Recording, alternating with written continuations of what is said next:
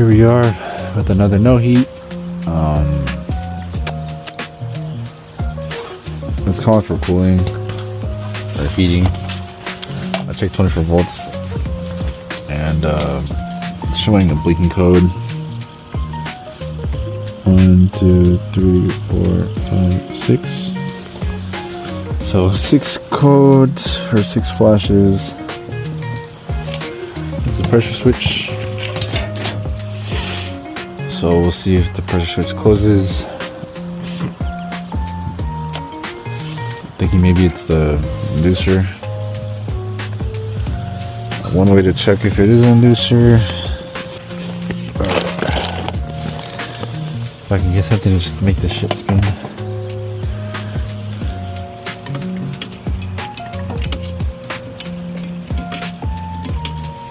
Oh, it's not spinning freely.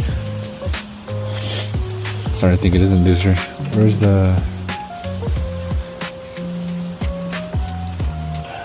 wires for the inducer? This one, right? Let me switch these out.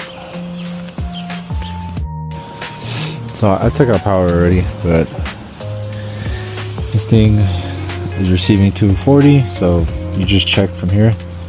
These are like the speeds. I think it's like high and low speed. As you can see, it goes to right here.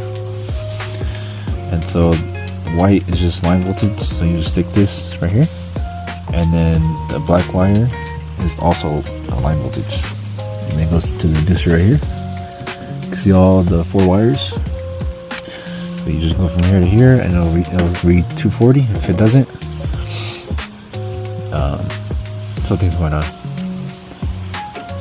So if it's not reading 240, then it's another problem. But since it is reading 240 and these have voltage sending to them, I checked, it was 120. So it is receiving signal to turn on the inducer.